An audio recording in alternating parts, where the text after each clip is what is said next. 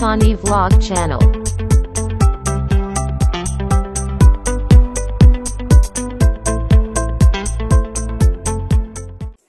Saya sekarang diminta berbicara tentang apa? Tentang relasi orang tua dan anak.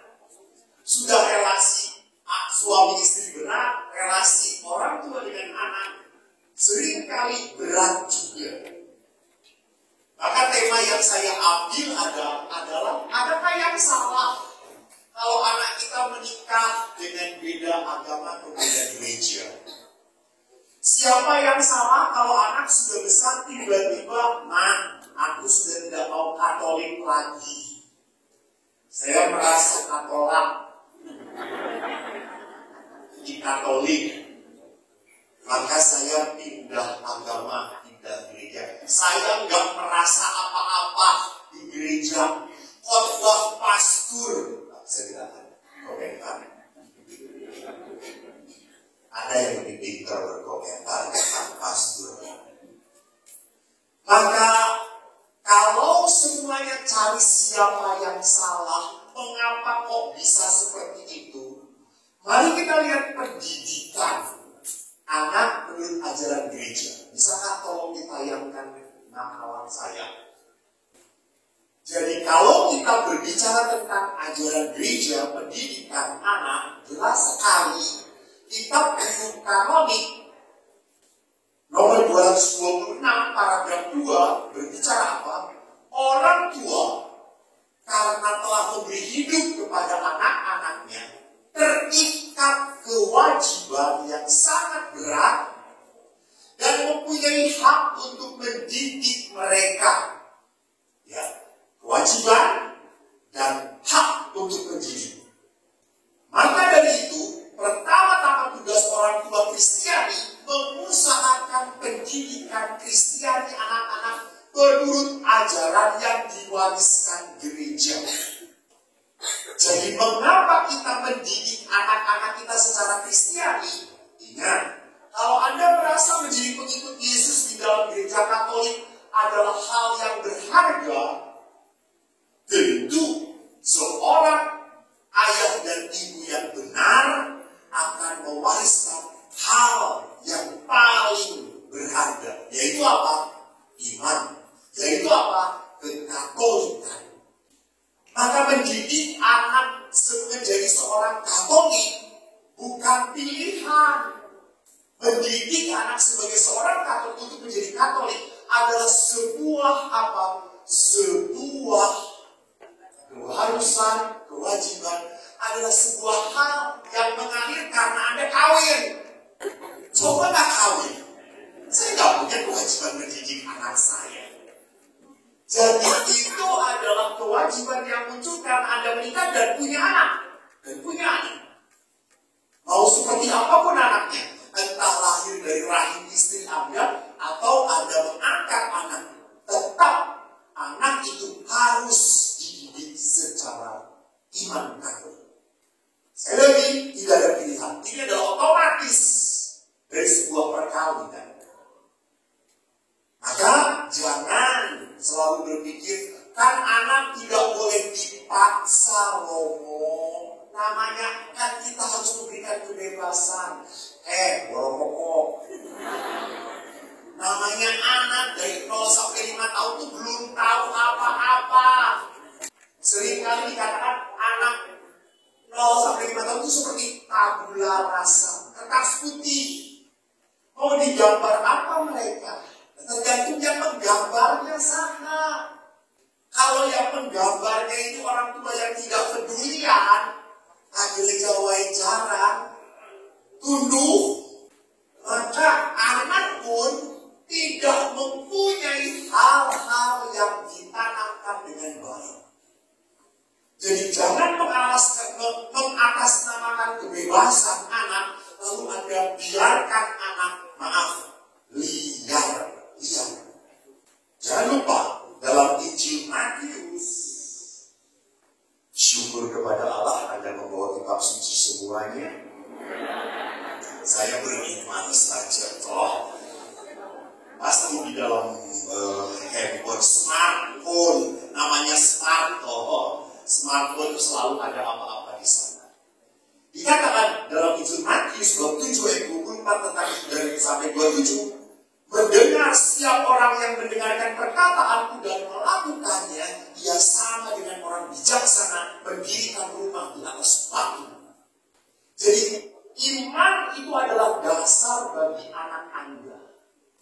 Iman kekatolikan adalah hal yang membuat anak Anda nanti tidak mudah goyah. Supaya anak Anda kuat. Supaya anak Anda punya pijakan yang jelas. Jangan nanti kan aku perintah kamu di gereja mana? Atau dengan agama apa? Ya terserah pasangan saya. Cekek. Tapi sebelum cekek anak, cekek guru yang mendidik dia.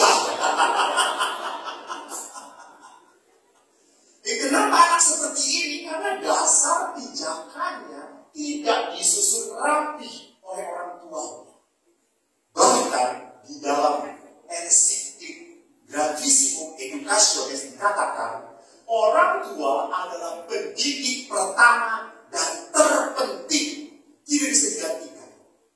Tidak bisa digantikan oleh suster, oleh perawat, oleh neni. Tidak bisa.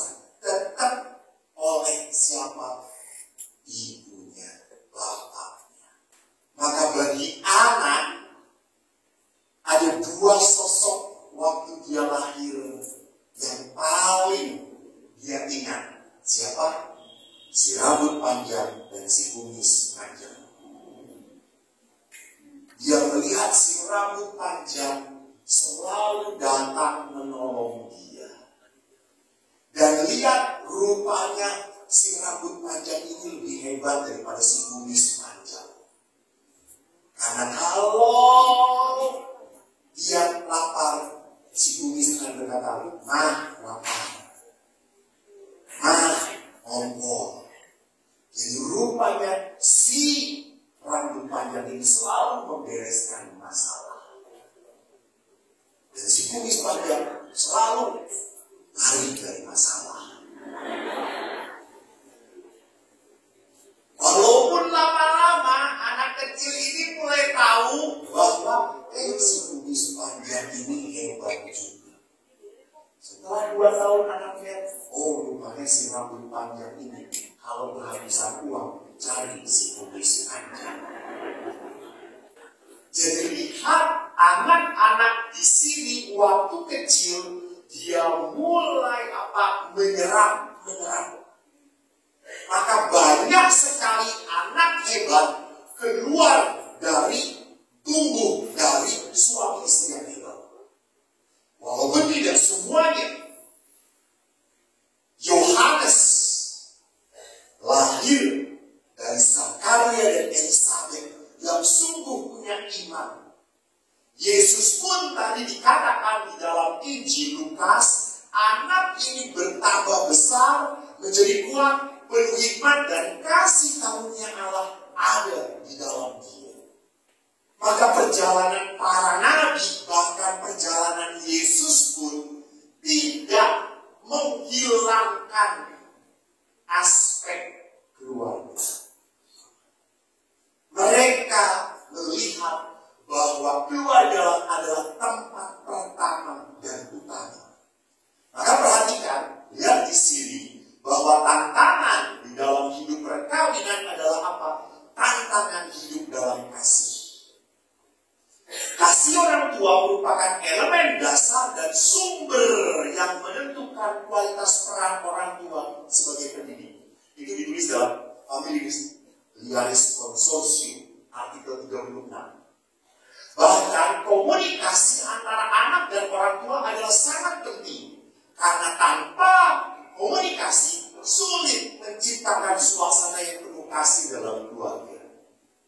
Bapak Ibu ingat, anak usia 0 sampai 5 tahun sering disebut sebagai golden age. Anak seperti ini nggak tanya, nurut kepada orang tuanya. Dede pakai baju nggak kocak. Karena Dede lucu. Dede pakai baju ini, dia pakai seperti apa? Dia sisir kayak gini. Mamanya kemana? Dia ikut. Mamanya ke toilet, anak pun ikut. Pokoknya anak itu lengket banget dengan siapa? Mamanya. Dia ngikutin seperti burung beo. Dia ngikutin cara mama papanya tertawa, bagaimana mama papanya bicara. Mereka imitasi itu. Orang 5 tahun, kadang 6 tahun. Tetapi anak usia 6 sampai 12 mulai berkembang. Dia tanya, mengapa? Jadi kalau anak 5 tahun tidak ada pertanyaan mengapa, nurut. Jadi berdoa. Gak akan, kenapa mama? Tapi usia 6 sampai 12 mulai tanya, kenapa harus berdoa? Pokoknya kata mama, doa. Ini membuat anak Anda jadi blok. Dia tidak kreatif. Karena anak bertanya mengapa, itu mengembangkan kreativitas dia. Mengapa? Ada seorang anak pernah tanya pada bapaknya, Papa, Yesus dengan iblis jagoan siapa? Lalu bapaknya berkata, ya jagoan Yesus dong. Yesus ngalahin iblis. Kenapa kalau Yesus jagoan dan iblis sampai sekarang tidak dimusnahkan iblis itu? Jadi jagoan siapa? Oh, iblis masih ada. Kalau Yesus jagoan, oh iblis masih ada. Si bapaknya langsung, tanya pastor. Waktu pastor ditanya, pastor berkata, nanti berubah musik dari Tuhan. Jadi Bapak Ibu, bagaimanapun anak butuh penjelasan yang logis. Dia akan selalu bertanya. Karena apa? Dia langsung kreatif. Kenapa ya? Pada saat dia melihat papanya merokok, katanya merokok itu bahaya ya, Ma? Bahaya. Papa kok merokok ya? Berarti papa mendekati bahaya. Betul. Jadi mari kita doakan supaya papa, kalau tidak merokok lagi, nggak mungkin. Kita berdoa supaya papa melarang. Tidak dirokok, nanti papa minta mama. Jadi anak akan selalu mempertanyakan. Saya kan pernah lihat di sini di Laurentius tempat masa kecilku. Waktu gereja masih kecil, saya kelas 5 SD. 6 SD sudah di sini, 5 SD sudah di sini. Jadi Putra Alta. SMP di sini. Apa namanya? Membantu waktu itu pastor Skelken. Lalu ingat, waktu ada seorang ibu-ibu berdiri belteng, anaknya duduk terus ibunya ngomong, berdiri. Anaknya ngomong, kenapa berdiri, Pak? Yang lain juga berdiri. Jadi penjelasannya tidak masuk akal bagi anak. Maka anak usia sampai dengan 12 akan tanya, mengapa? Dan kalau 0 sampai 5 nurut pada ibunya. Sedangkan 5 sampai 12 nurut pada siapa? Gurunya. Guru yang menjadi turutin. Kata ibu guru dengerin ya, Ma. Kalau berdoa harus marah-marah, jangan marah-marah. Guru yang lebih didengarkan oleh anak seperti itu. Sedangkan anak menginjak 12 sampai 17 tahun lebih dekat pada siapa? Yes, teman. Maka orang tua harus jadi teman pada saat itu. Jadi kalau mau didengarkan oleh anak, jadilah kawan bagi anak Anda. Jangan anak SMP pacaran, lu pacaran. Ingat ya, masih kecil. Tidak boleh pacaran. Dosa. Gimana hukumnya pacaran dosa? Tapi orang tuanya harus keras. Tenang aja. Anak SMP sudah mulai jatuh cinta. Namanya jatuh cinta, maunya kan ganteng. Kan ada suami suami Anda. Anak sedang jatuh cinta, tungguin. Kalau anak sedang jatuh cinta, jangan suruh putus, cari. 6 bulan kemudian pasti akan bertengkar. Pada saat bertengkar, Tuhan, kamu baru 6 bulan pacaran aja, udah bertengkar. Lu nanti kalau kawin, dihajar oleh suami. Emangnya saya mau kawin dengan dia? Enggak, putusin. Nah, itu dia. Tunggu waktunya. Anak mulai merokok kelas SMP, jangan langsung dimarahin. Coba tanya dulu kenapa. Kadang-kadang anak mulai merokok kenapa? Disuruh sama teman-temannya. We are friends. Kita harus cool, man. You know, cool Marlboro country.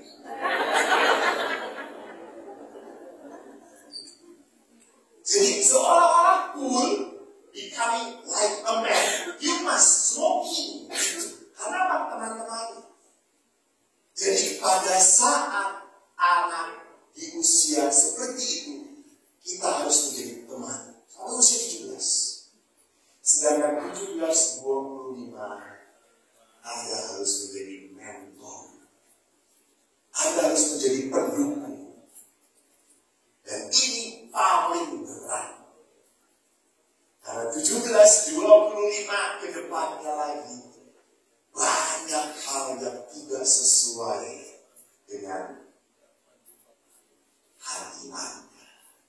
Anda banyak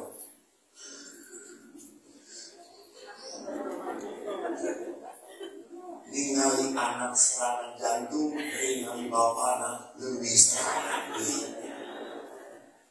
Jadi banyak terus saja. Nanti saya akan melihat bagaimana di 17-25 Anda harus membantu mewujudkan keinginan anak. Bukan anak mewujudkan keinginan orang tua. No, salah. Karena anak Anda punya otak. Anak Anda sekolah. Anak Anda punya kreativitas. Gampangnya oranges banyak banget. Tahu gak apa? Nges, papa habis buka usaha mapan. Borma di mana-mana ayam. Teruskan.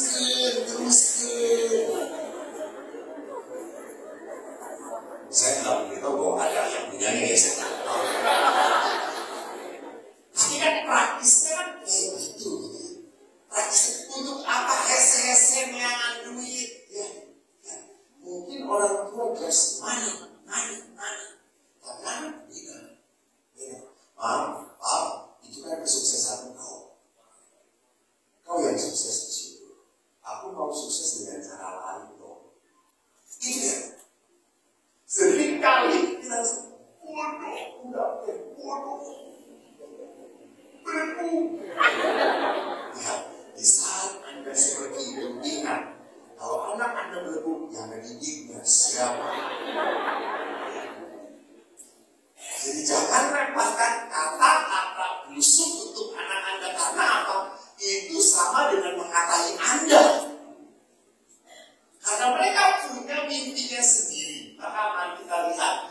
Nah, kita buku Ankaroni. Artikel 795. Tanda yang kelihatan dengan kelahiran anak pasangan suami istri dipanggil untuk menjadi orang tua bagi anaknya, menjadi tanda yang kelihatan akan kasih Allah. Jadi orang tua menjaga, menyatakan dan menyampaikan kasih. Perhatikan di sini bahwa anak itu pertama mengalami pengalaman kasih di mana? Di rumah. Beberapa bulan atau minggu yang lalu saya kembali memberkati rumah ayah saya di Sarijadi hometown. Tolong Rumnas hometown. Ya ke Rumnas. Rumahan ke lunas-lunas. Sarijadi is my hometown.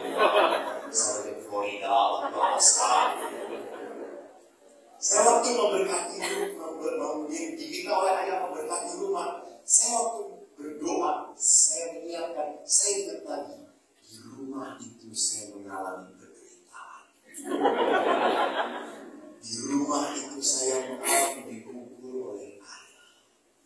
Di rumah itu saya mengalami nangis. Saya mengalami sedih. Saya mengalami saya ini lain bukan kasih Bapak. Saya ini anak yang tertukar di rumah sakit. Saya mengalami di mana saya tidak dicintai, tetapi juga saya mengalami di mana ibu saya memeluk saya. Saya mengalami di mana ibu saya membela saya. Saya mengalami di mana kami berenam doa bersama. Dan waktu saya kumpulkan, so many blessing. Begitu banyak berkat yang saya dapatkan di rumah ini. Saya sampai seperti ini karena lahir di hometown saya. Coba gue lahir di Setiabudi Regensi. Saya jadi pegawai Walmart.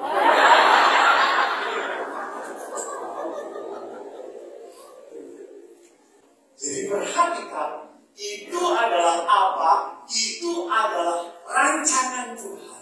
Itu adalah tempat Tuhan merangkai kita. Keluarga. Jadi jangan lupa Bapak Ibu, sebesar-besarnya rumah Anda, segedong-gedongnya rumah Anda ya Bu, Pak. Setelah anak 60 tahun tua, tinggal isi bermoket aja, Itu. Jadi salah kalau Anda menciptakan rumah gede-gede, kita ciptakan anak supaya apa? Supaya rindu datang karena bukan karena gedongnya tuh. Saya kasih jadi rindu. Bukan gedong, bukan air basuh. Ada memori kecil saya yang selalu ingat.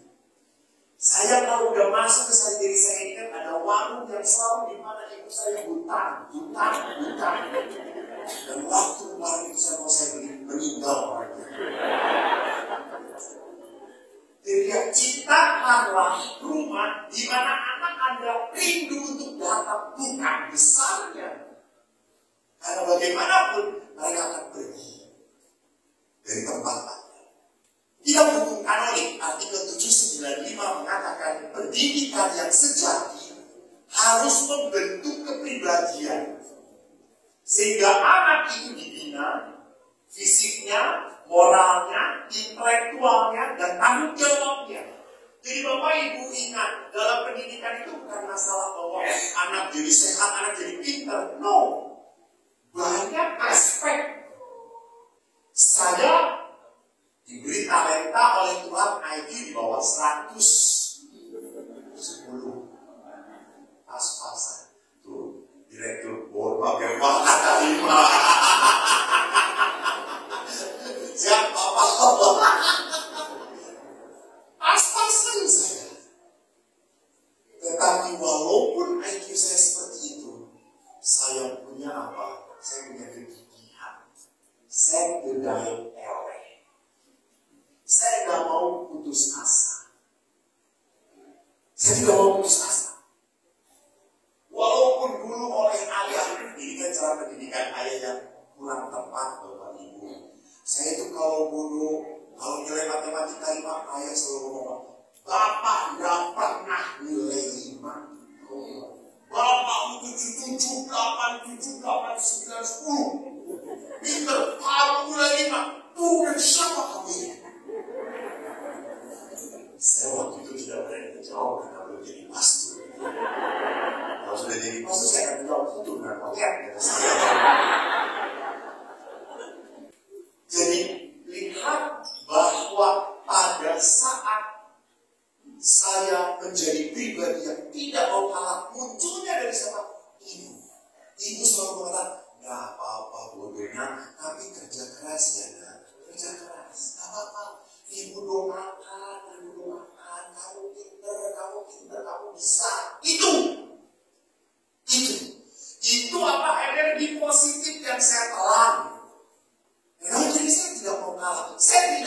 mengecewakan ibu saya. Mengecewakan ayah itu biasa. Dan beliau tidak pernah puas dia. Tapi saya tidak mau mengecewakan ibu. Sampai pernah toh suatu hari, ranking saya kan stabil 35. Itu hebatnya saya Bapak Ibu. Saya syukur pada Allah bahwa saya bodohnya konsisten. Halus. Sampai akhirnya saya pernah bawa lapor waktu seminari. Ibu saya kaget, ranking saya 23. Sampai, oh ya 10 kilo mana ya? Masih kita di nomor 25. Langsung, sepertinya pernah 20. Tidak mau mungkin di 25 dari. Lalu itu sampai. Jadi, Bapak yang tidak terkasih, di saat saya mengalami tahu bahwa adik ibu saya memberikan push, energi positif, ibu saya memberikan motivasi, ibu saya memberi dorongan, saya nggak mau kalah. Saya nggak mau kalah. Saya kan pernah cerita, saya satu sekolah dengan musuh baru. Dia pintar, masih jadi musuh. Saya bodoh, maka jadi YouTuber.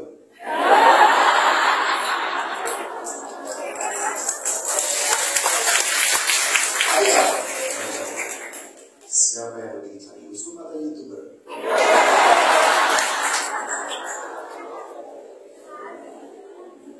Saya pernah tanya pada konsul-konsul, pernah nggak sih konsul waktu jalan ada orang yang merasa berbahagia, banyak lain berbahagia, bukan konsul dari tokoh itu udah ada. Saya bahagia jalan di rumah makan, tiba-tiba suami istri ada, Romo terima kasih karena bahwa kami tidak jadi cerai Romo, bahkan karena kami tidak jadi cerai Allah memberkati kami dengan keturunan. Satu bulan yang lalu, saya habis memberkati perkawinan di Palu. Saya kan pulang di Sudirman jam 12. Apa sih namanya? Di Sudirman, dekat pom bensin, ada lampu BPK. Lalu saya datang, tante, saksam satu, agam satu, kasih satu. Maaf, tanki besar. Ya baik. Saya makan. Setelah makan, saya tante berapa? Sebentar, ini kan sudah gue. Itu tante, boleh potret? Boleh, mari. Romo itu tadi anak saya bisa tolong ngobrol sebentar doang. Boleh, nanti ya saya doakan. Tante berapa? Berapa? Kalau Romo lapar datang, tidak kesini. Gratis semuanya. Haleluya. Saya tanya Yusuf, pernah tuh?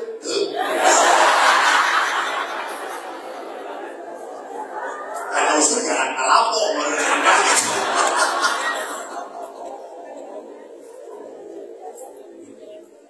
Apa yang saya mau katakan? Bahwa bisa nggak ya orang tetap sukacita walaupun bodoh.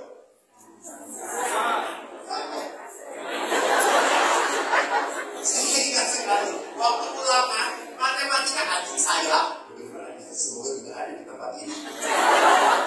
Adik saya dia dapat 9, pulang ke rumah, nah ada ayah, ada ibu, ada tidak ada, salah mohon. Kok kan sekolah matematika? Minum, maksudnya salah baik minum. Oleh kamu. Semua 6 aja bahagia. Pak, kalau 9 bahagia biasa aja, kalau 6 bahagia akan Tuhan.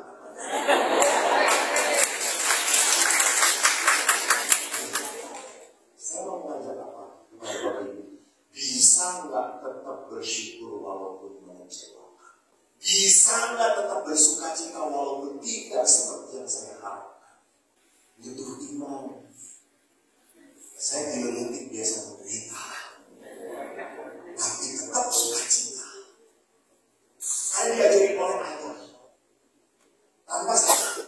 Jadi lihat pendidikan begitu banyak macam aspeknya. Sayangnya di dalam dunia kita terlalu menekankan otak kiri yang dominan, yaitu otak intelektual, pinter. Lupa bahwa dalam pendidikan ada otak kanan, seni, kepekaan,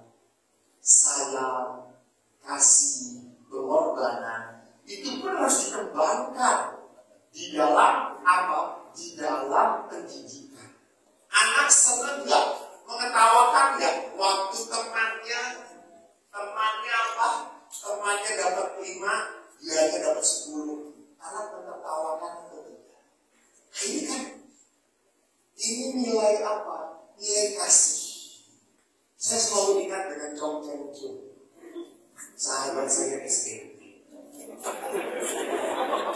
Marga Chun. Chong apa Chun?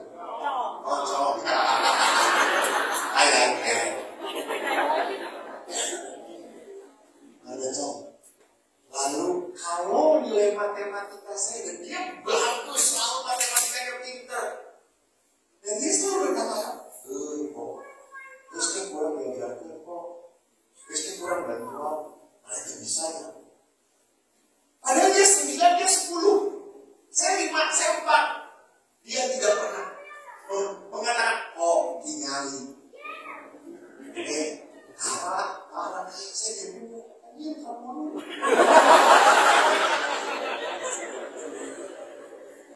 Jadi apakah anak Anda punya hati tidak pada saat lihat temannya lebih rendah dari itu? Maka pendidikan humaniora, pendidikan yang membentuk anak untuk bisa solider. Maka saudara-saudariku, lihat bahwa di dalam kehidupan kita seringkali terjebak apa? Lebih banyak mengajarkan anak kita untuk berdoa, rosario, bangga banget.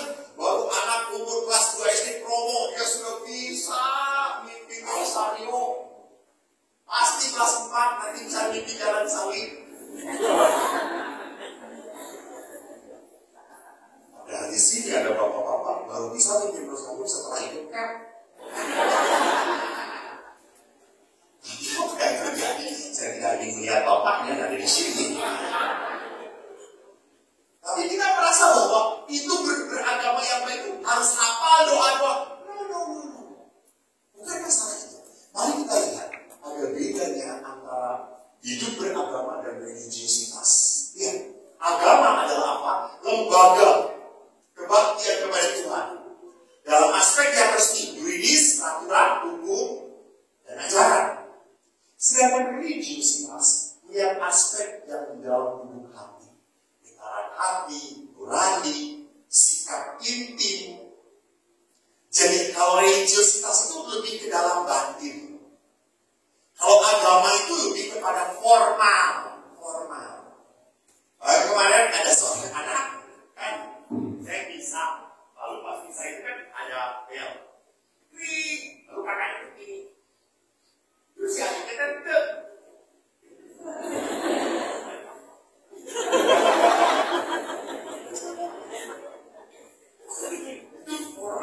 itu formal. Jadi mengajarkan apa? Yang penting kita harus seperti itu. Tetapi religiositas itu sungguh mengalir dari sebuah penghayatan. Apakah agama itu penting? Tetap penting. Jadi religiositas itu dibenerin supaya dengan agama, supaya religiositasnya lurus, tidak tersesat. Karena kalau religiositas tersesat, bisa jadi orang itu tiba-tiba merasa saya kerasukan roh Tuhan. Padahal bukan roh Tuhan yang ada pada dia. Tuhan bersabda melalui saya. Salah aneh. Ya kan sih. Kalau religiositas tidak diatur di dalam agama, maka kesasar, ngaco.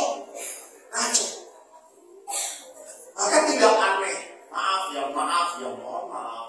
Ada orang yang terus terang membenci ibunya karena disuruh oleh Tuhan. Saya mendengar bisikan Tuhan supaya membenci ibu saya. Kenapa? Karena Yesus berkata, barang siapa tidak membenci orang tuanya, yang tidak layak untuk aku. Ya, jadi religiositas kalau tanpa agama akan kebingungan. Maka agama tetap penting. Karena apa? Karena di dalam agama ada wahyu Allah, ada akal hidup beriman, ada kebersamaan iman. Jadi agama itu memberikan apa? Jalurnya. Kamu lihat bahwa lewat agama Katolik itu sudah beribu-ribu tahun banyak orang yang diselamatkan. Maka puang sesat, puang salah, benar, ini jalan teh. Ini kan betul menyelamatkan. Nah ini agama. Religiositas adalah masalah apa? Walaupun Anda masuk jalurnya benar, tetapi apakah hati Anda berubah atau tidak? Apakah hati Anda menjadi lembut atau tidak? Ada jangan-jangan ada orang yang taat agamanya, tetapi apa? Tidak dihayati. Tidak dia merasakan apapun.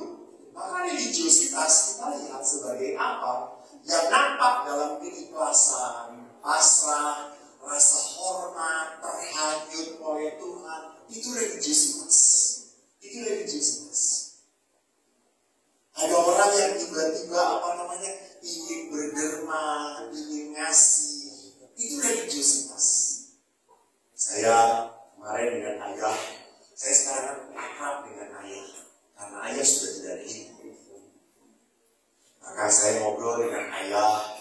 Tiba-tiba ayah itu pada saat Natal kemarin, dia bahagia sekali. Pas saya datang, dia langsung kayak nenek-nenek. Cerewet. Padahal dia lupa nggak pakai gigi palsu. Dia ngomong macam-macam, ada ngerti, ngomong ngawal. Oh, tuh pakai duduk, dia pakai gigi, belum jelas. Kenapa, Pak? Saya berbahagia, saya bersyukur sekali pada Tuhan. Kenapa? Ya, Natal ini saya diberkati oleh Tuhan. Banyak orang yang berbelas kasih. Oh, ya syukur. Terus gimana, Pak? Saya tidak jalan ke tetangga. Banyak orang-orang yang butuh ya. Terus, ya Bapak kasihlah. Saya jadi ikut bahagia. Syukur Tuhan, saya bisa membagi kebahagiaan. Orang yang religiositas, bukan hanya menjadi pribadi yang bisa bersyukur. Sorry. Menjadi orang bersyukur kan gak perlu beragama juga gampang lah. Ibarat itu kan alhamdulillah, asif, asal, terus. Religiositas harus menjadikan Anda adalah pribadi apa? Yang memberikan syukur kepada orang lain. Sehingga orang lain bisa bersyukur melalui perbuatan Anda. Not only becoming thanksgiving person, but you must become thanksgiving person. Orang yang mau memberkati, tekau saetik. Tidak mau. Mungkin bagi kita saetik, tapi bagi dia, Tuhun pisan. Berarti kita ngomong, saetik eneng, nyewe berloba, loba.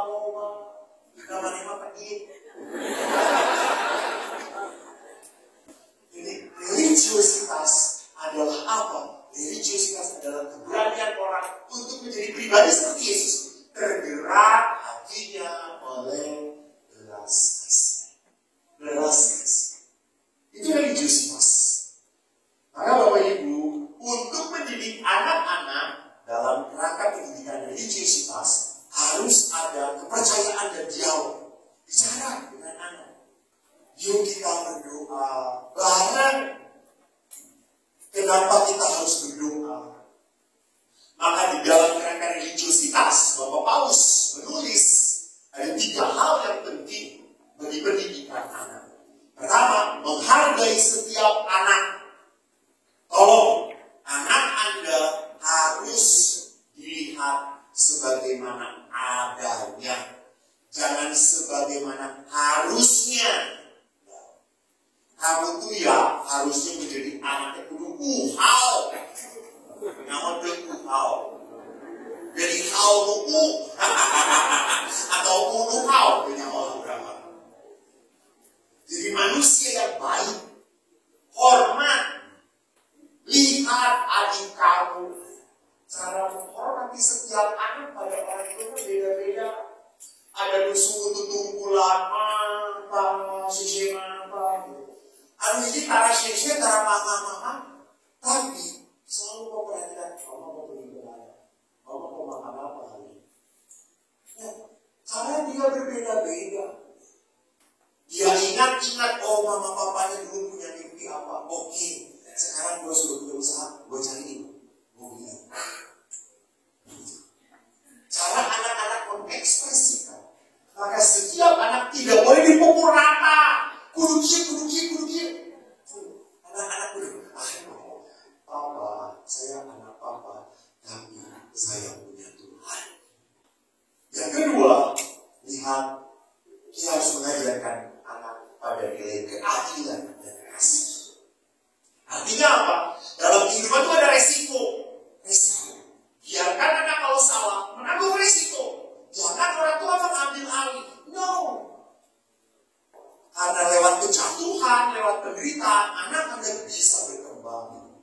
Bagaimana dia bisa kuat? Biarkan. Bahkan kalau resikonya pun, mohon maaf, harus dipenjara karena kesalahan dia, ya dia akan menanggung. Tapi kan era Mas Purwo udah di Bandung lebih diomong-omongin. Halo, kalau nggak ada gosip, bukan Bandung.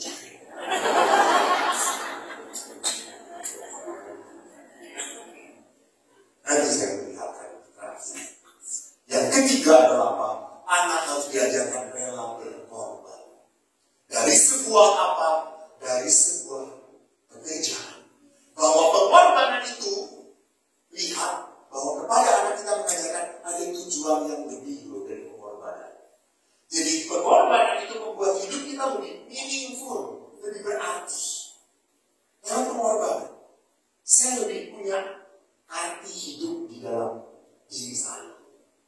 Lewat pengorbanan, bukan lewat cari kesenangan, bukan lewat pengorbanan. Nah, saudara-saudaraku yang terkasih, itu dasar pendidikan. Masalahnya adalah Romo, anak saya itu gede pisau.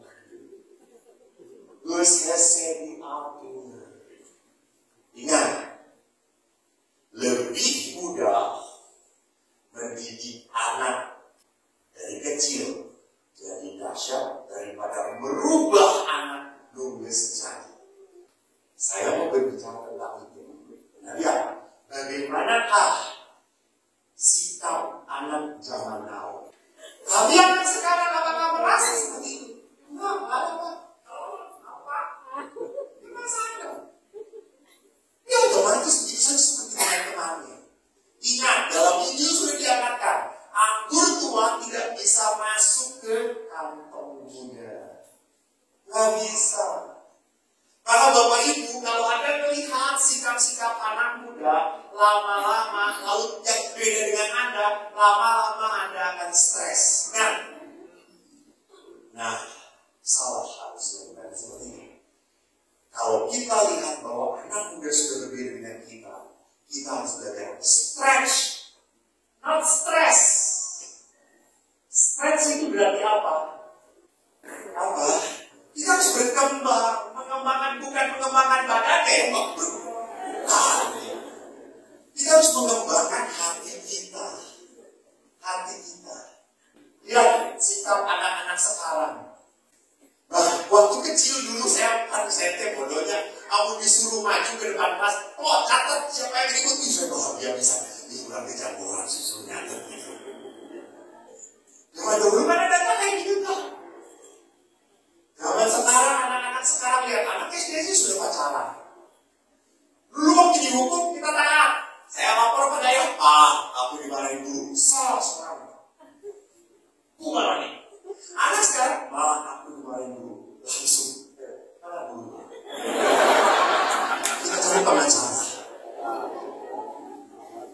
Jadi lihat ekspresi anak muda, kalau kita pikirkan dan nilai ukurnya, tolak ukurnya kita kan stres.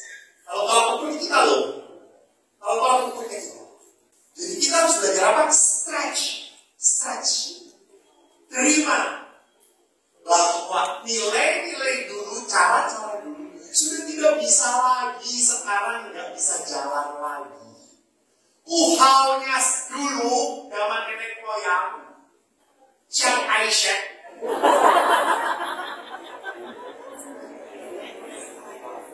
Beda dengan zamannya Cenlung.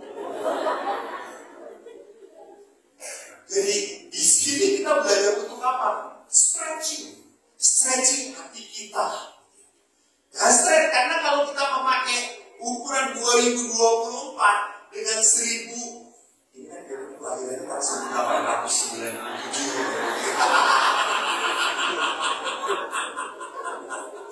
Datang bumi unggul. Gak bisa dipakai ukuran. Gak bisa. You must stretch your heart. Stretch your mind. Buka pikiran. Buka hati. Maka kita harus belajar religiositas. Bukan agama. Harus kayak gitu. No. Dia walaupun seperti itu tapi masih punya hati. Dia masih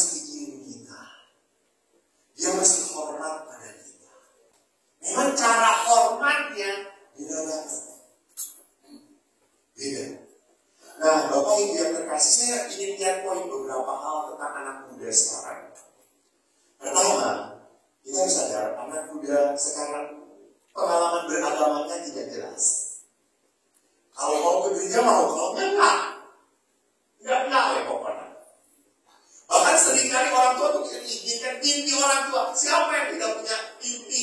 Yuk, ke gereja bareng. Aduh, nih sakinah, mawadah, Bapak, Ibu, anak-anak, aduh, betul-betul keluarga yang diberkati Tuhan. Haleluya. Anak-anak sekarang mau dengan orang tuanya, Papa mau misah Sabtu sore, aku Minggu sore. Atau anak mau, ya udah, Papa Minggu sore, aku Sabtu sore. Pokoknya dilarang. Karena apa? Tidak mau. Kurang keren. Masa masih jadi orang tua? Era. Apakah mereka masih berdoa? Jadi cara mereka. Karena ya ada beberapa ibu. Terus dia nanya langsung. Kamu tuh tidak buat alasan. Udah. Nanti gini. Terus sama bapak tertulis lagi. Kenapa? Saya ngebayangin. Jadi anak-anak sekarang maunya praktis. Dua, masa muda adalah periode pubertas. Muda apa pubertas itu sedang mencari dirinya siapa, jati dirinya. Kenapa sampai seperti itu? Maaf. Ini juga dipicu oleh apa? Orang tua yang tidak pernah puas dengan anak. Orang tua yang tidak pernah memberikan hal positif pada anak. Selalu mencela, selalu aja anak ini salah di hadapan orang tua. Padahal di hadapan Tuhan oke saja. Tapi di hadapan orang tuanya selalu aja salah. Maka anak-anak sekarang cari seperti apa saya itu. Maka nanti ada beberapa krisis. Yang ketiga adalah anak muda menghadapi bingung, frustrasi. Ada 3 hal kebingungan mereka. Pertama, mereka bingung makna hidup mereka. Untuk apa mereka hidup? Mau cari apa dalam kehidupan? Apalagi kalau anak-anak, mohon maaf ya, punya orang tua yang sudah mapan. Anak-anak tidak tertantang untuk apa? Maju. Dan orang tua sudah mengatakan, teruskan ya. Teruskan.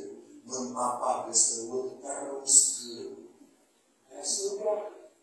Karena semua sudah ada, semua sudah tersedia, nggak perlu capek-capek. Maka mereka kehilangan makna. Kedua tadi, kebingungan akan identitas. Kenapa tadi? Dia tidak damai dengan dirinya. Yang ketiga adalah ini yang menyedihkan.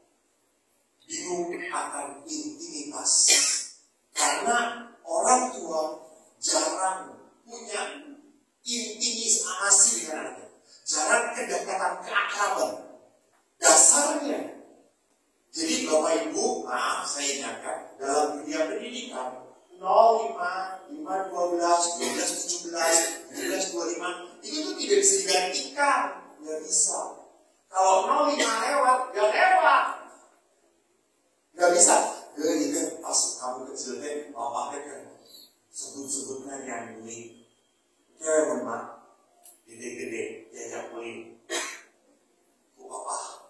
So, setelah anak 17 tahun, ingat bapaknya main kudaan. Ini bisa bapak pasti. Jadi bapak itu yang terkasih. Kalau di usianya dia tidak mendapatkan apa yang dia butuhkan, maka apa? Maka tidak akan terjadi sebuah perkembangan kedewasaan. Dia akan stuck di situ. Dia akan bermasalah di situ. Nah, oleh karena itu, di saat kita lihat kebingungan esensial dari anak muda, tetapi anak muda pun sebetulnya punya kebutuhan untuk hidup beragama yang personal. Butuh. Walaupun sulit berdamai dengan gereja. Karena banyak anak muda yang kecewa dengan gereja, kecewa dengan orang tua, kecewa dengan para imam. Sekarang itu di Amerika, mohon maaf, kalau Anda please, saya dengar dari teman-teman saya, pakai kolar, kalau kita kan takut di Amerika dibincangkan, saya abuse, nggak dihargai. Maka anak-anak muda tidak tertarik untuk menjadi imam. Anak-anak muda lebih tertarik menjadi apa? Petapa, benedikin, jelas. Dia menjadi petapa, tidak kemana-mana menjadi pendoa. Mereka ingin strict.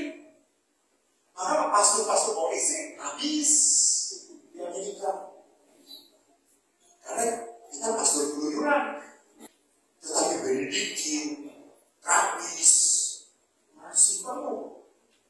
Karena menarik. Karena kenapa masih mau? Orang udah tahu kalau mengikuti Tuhan harus takut kayak gitu. Nah, saudara-saudaraku, jangan berpikir bahwa anak-anak itu anti pada agama. Dan mereka merindukan. Mereka tahu ada Tuhan. Nah, sekarang mari kita lihat bagaimana menghadapi sikap yang tidak berkenan. Sekali lagi, usia 17, 25 anak-anak di atas, orang tua harus menolong anak untuk mencapai apa yang anak maui. Bukan anak harus merealisasikan apa yang orang tua maui. Gerdak. Anak yang kawin jendela. Anak benghar. Buka sagalana. Akhirnya dia menikah sesuai nasihat orang tuanya. Rupa anak benghar, boga sagalana, dan loba permintaan anak. Ditahan kamu tidak. Kalau sudah tidak tahan, siapa yang disalahkan? Orang tua. Hati-hati. Di saat Anda mengatur anak Anda dan anak Anda mengalami kesulitan, anak akan blaming dan mengatakan, Mama kan yang nyuruh, Mama kan yang milihin, Mama kan yang mau. Udah. Maka saudaraku lihat bagaimana menghadapi anak-anak yang tidak seperti yang saya inginkan.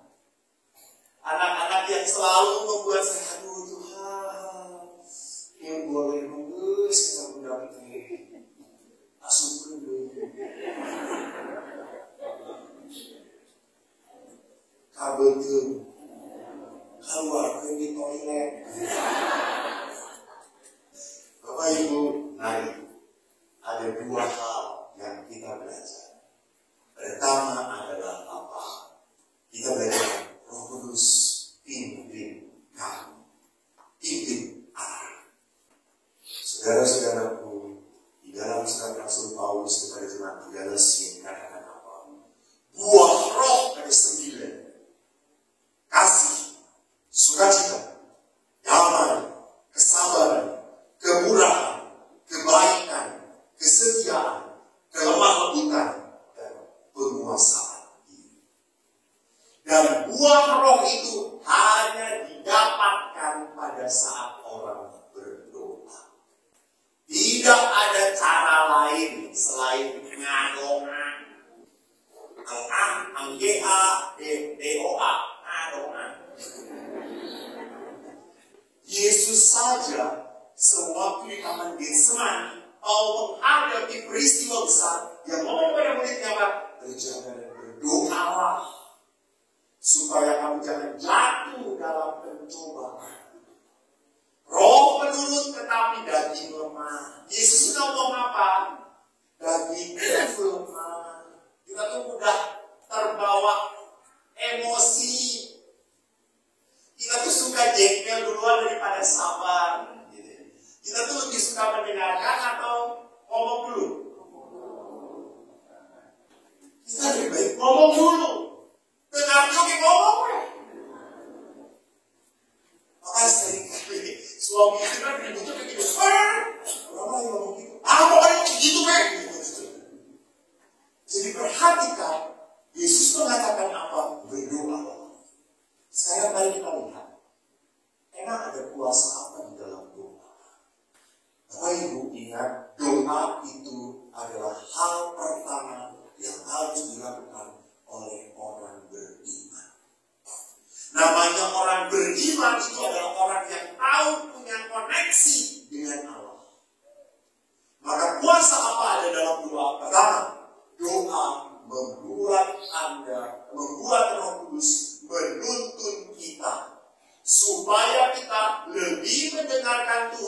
daripada kekecewaan kita, daripada kejengkelan kita, daripada kemarahan kita.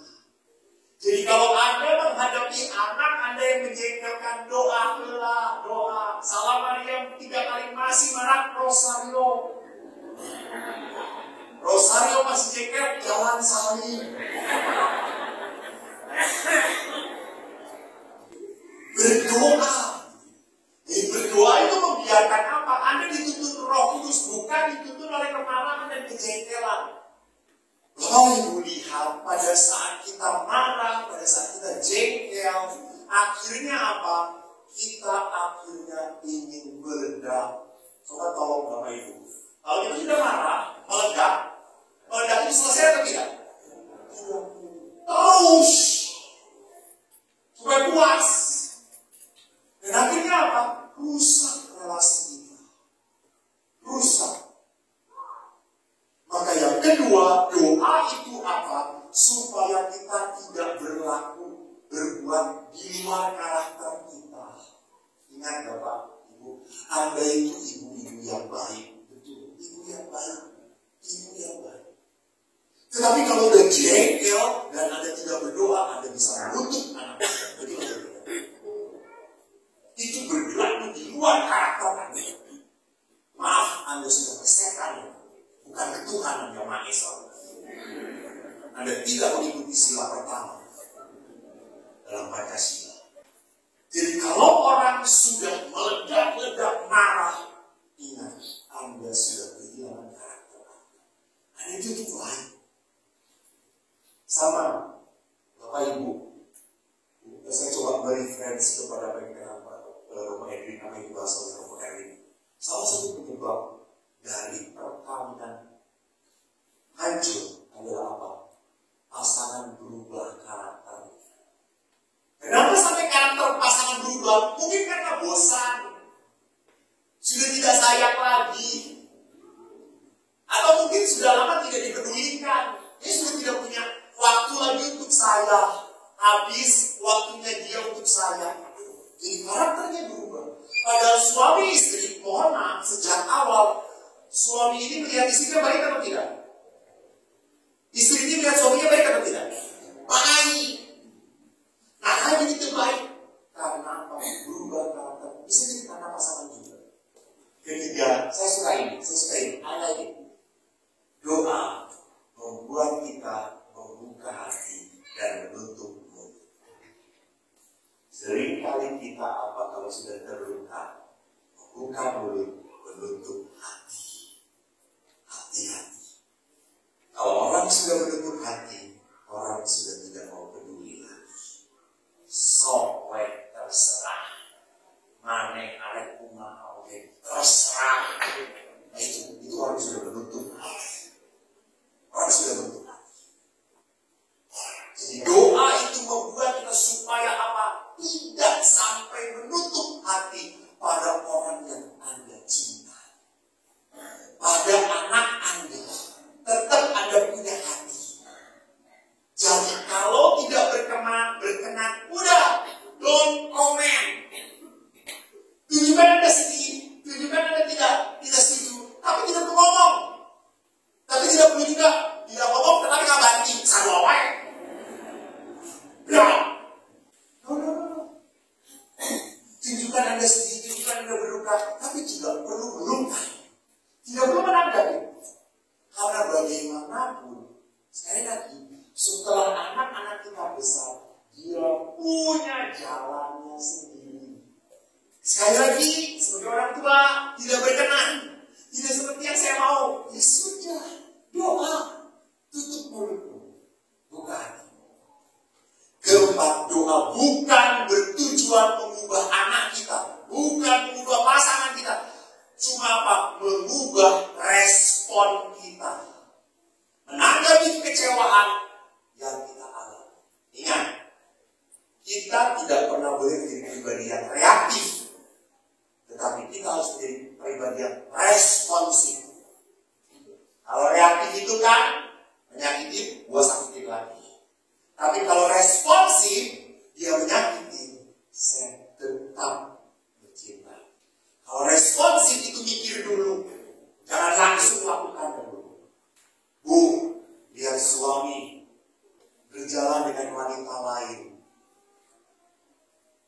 itu bukan Anda sebagai istrinya, apa yang Anda lakukan? Iya, ini reaktif tampil nih. Ini dari persekutuan doa karismatik. Tampilin. Kalau ditampilin rontok kumisnya. Saudaraku, bagaimana kita mau responsif? Tanya, kenapa kamu jalan dengan dia? Ada apa? Udah bosen dengan saya? Yuk kita bertiga jalan bareng. Mau terus? Mereka responsif. Mereka membawa-bawa dari ajak saya. Lihat, itu responsif. Nggak reaktif. Yang kedua adalah apa? Pertama doa. Yang kedua apa? Seperti Yesus. Sewaktu melihat Petrus memutus telinganya Markus, Yesus sarungkan pedang. Bukankah aku harus minum cawan yang diberikan Bapa? Jadi apa Bapak Ibu? Walaupun anak Anda mengecewakan, walaupun pasangan Anda membuat menderita, telah penderitaan. Telah sebelum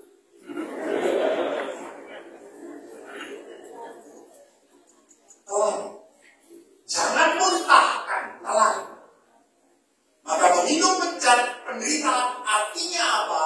Yesus menyelamatkan kita lewat penderitaan. Jangan pernah lupa. Yesus saja menyelamatkan kita dari penderitaan. Jadi kalau kita mau mengikuti Yesus, bisa terjadi bahwa apa? Bahwa anak kita, pasangan kita adalah cawan-cawan penderitaan yang harus kita telan. Yang harus kita tunjukkan kepada Yesus, kepada Tuhan, saya pun mau mengikuti kamu. Kedua, penderitaan terjadi karena kita hidup dengan anak yang tidak sempurna. Pasangan kita tidak sempurna.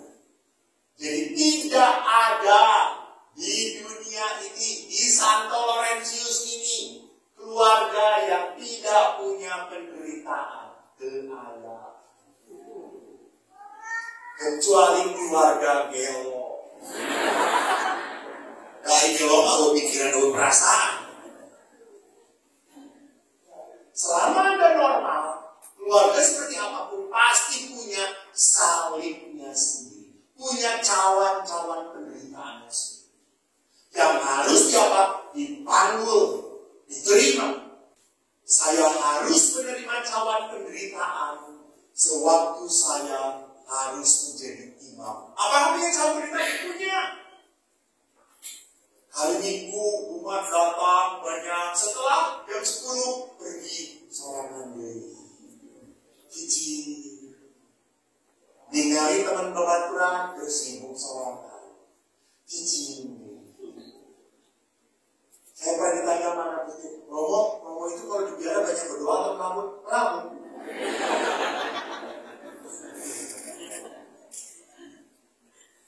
Di Bapak Ibu, kita punya cawannya masing-masing. Anda pun sama. Kalau Anda sewaktu kecil, anak-anak Anda sudah banyak, sekarang tinggal berdua lagi, itu cawan penderitaan. Ya, cicing. Perlu rantai 2 lapis cicing, anak-anak lihat. Belajar menikmati. Jangan berkata, aduh kesepian, ayo dong, tengokin oma. Lalu anaknya jawab, repot. Tahun depan ya. Sendiri deh. Gantung diri we oma. So, kalau oma gantung diri pasti cucu-cucu datang.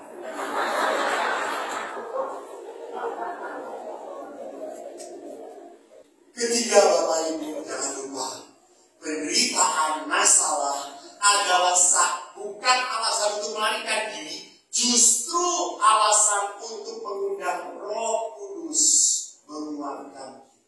Jadi kalau Anda tidak mampu menghadapi penderitaan, sorry, ada Allah. Tuhan Tuhan kuatkan.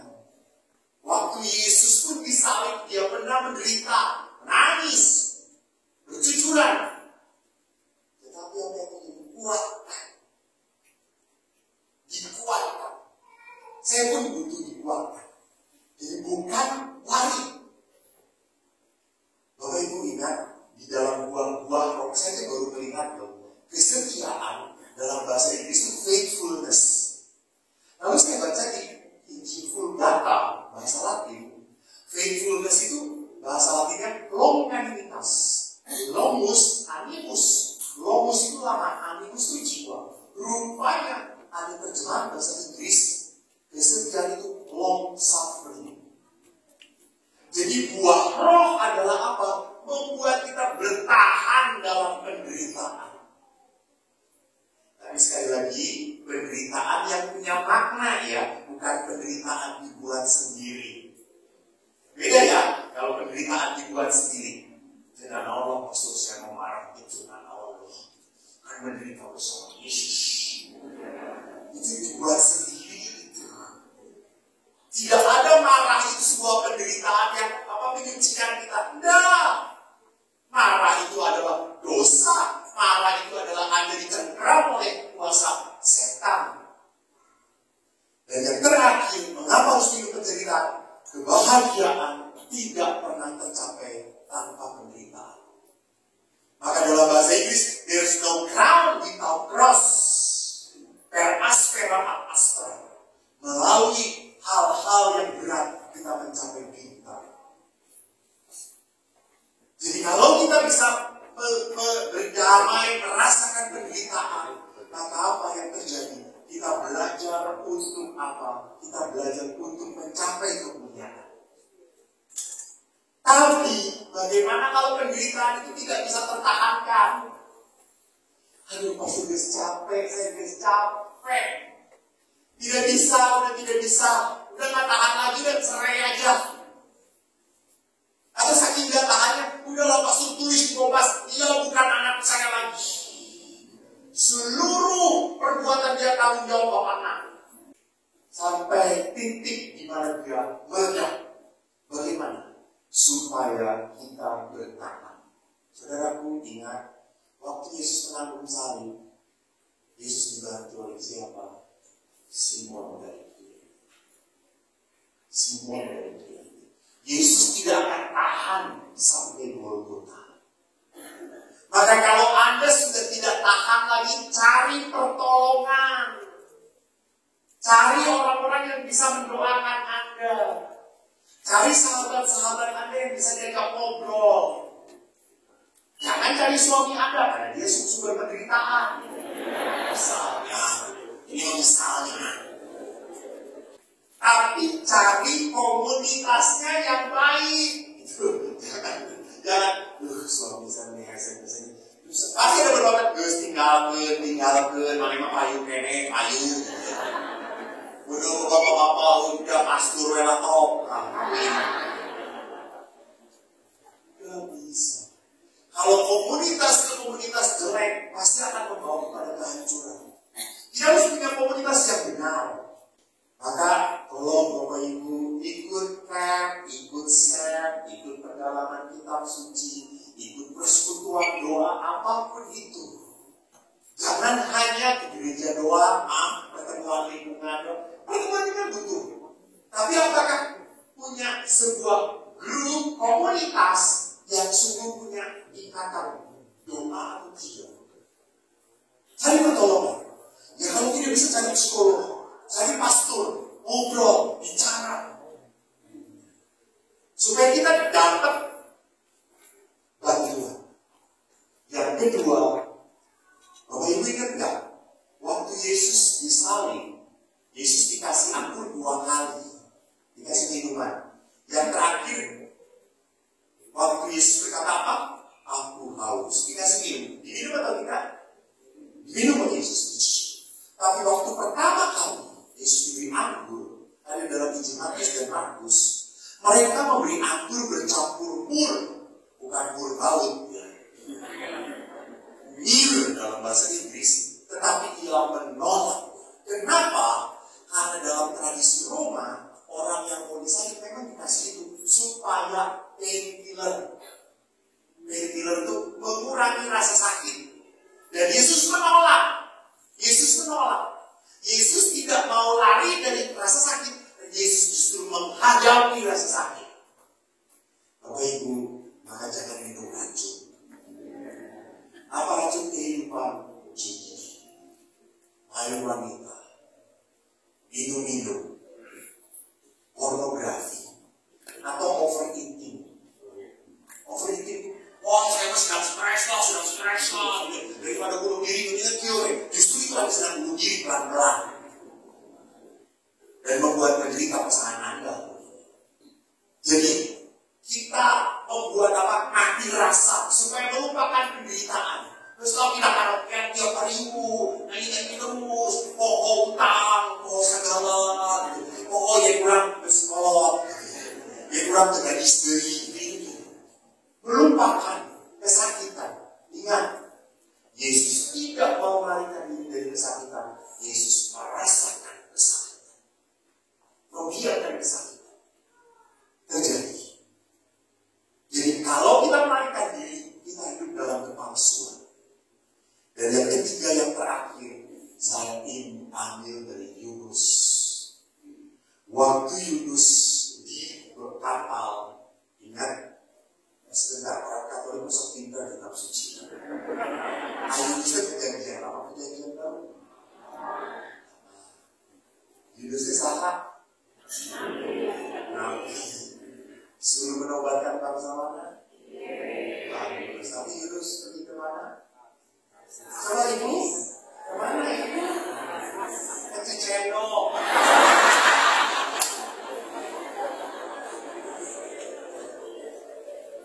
Ke Tarsis. Lalu kapalnya kena badai. Semua orang berdoa. Tapi apa yang terjadi? Emang ada kecuali Yunus. Itu tidak nama-namain. Semua berdoa tapi tetap badai tidak berhenti. Bagaimana berhentinya? Yunus berkata, angkat aku, campakkan aku ke dalam laut, maka laut akan menjadi reda dan tidak menyerang aku. Betul. Sebab aku tahu bahwa karena aku badai besar ini menyerang kamu. Maka apa yang terjadi? Bapak Ibu, kadang-kadang ada orang-orang yang membuat saya selalu sakit hati. Ambil jarak dengan orang-orang itu. Ambil jarak. Jangan putuskan hubungan. Jangan putuskan relasi. Jangan tutup hati. Tapi saya mengambil jarak. Tong loba teuing kapanggih. Ya. Ngerti maksud saya? Anda kan habis. Lama-lama Anda akan capek. Dan yang terakhir adalah yang ketiga. Pengampunan adalah apa? Pengampunan adalah saat bagi kita untuk menyembuhkan luka. Sakit hati hanya bisa dibereskan dengan apa? Pengampunan.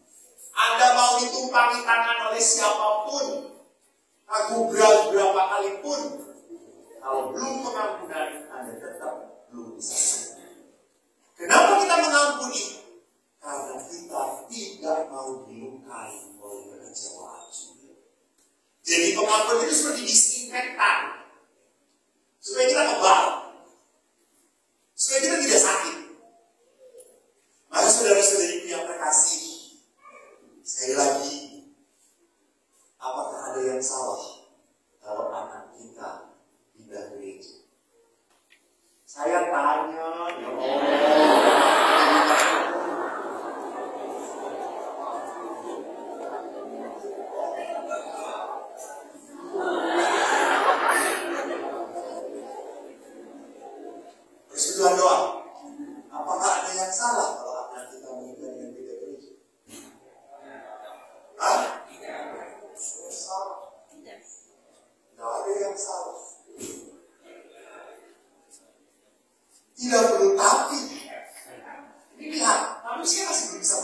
kan gitu. Tapi ada itu beres, itu sarua wae gitu. Nggak ada yang salah. Oke, ini perjalanan yang terjadi harus dia terjadi. Ya sudah. Walaupun Anda tidak berkenan. Mengerti maksud saya? Ya kalau itu jalannya dia. Jadi itu adalah jalan yang membahagiakan dia. Ya sudah. Tapi saya tidak berkenan. Minumlah cawan penderitaan. Jelas. Ibu-ibu pede. Ulah tapi. Adakah yang salah kalau anak kita pindah gereja? Kalau kita renungkan sejak kecil anak kita kurang dididik, kurang mendapatkan dasar yang benar, lalu sekarang dia pindah gereja dan dia jadi lebih baik. Jangan mengatakan saya salah, saya tidak layak Tuhan. Tuhan berkata enak. Salah dan awal. Bapak Ibu, sekali lagi Anda dipakai oleh Tuhan untuk membesarkan anak-anak, untuk membawa anak Anda kepada apa? Kepada kesuksesan dan kemuliaan. Tetapi ingat, Anda bukan orang tua yang sempurna. Oke? Jadi kalau something wrong, it's okay. It's okay. God still smile with you. And God still say to you, Papa, it's okay.